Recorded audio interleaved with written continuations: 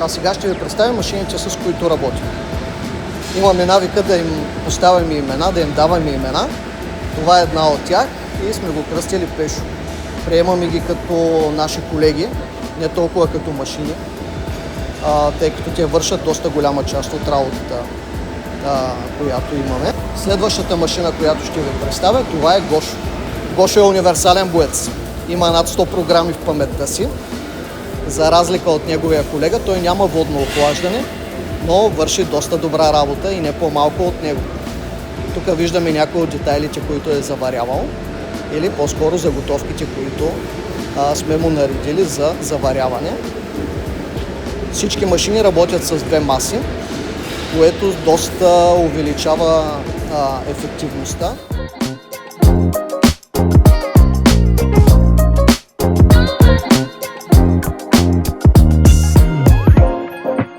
Машините, които ви показахме, това са универсални роботи и в зависимост от екипировката, с която разполагат, те могат да изпълняват различни функции.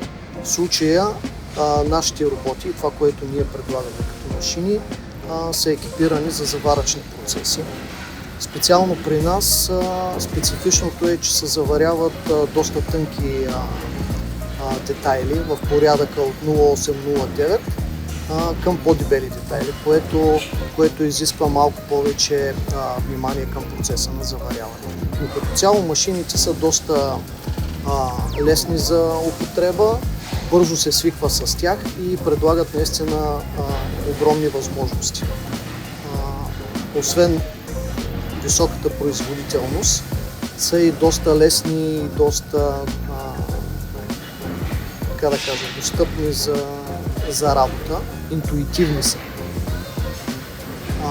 Доста хора се плашат от работата с тях, но реално при едно активно обучение между 1 и 2 дена оператора може да започне самостоятелно да работи и да изпълнява основните функции с тях.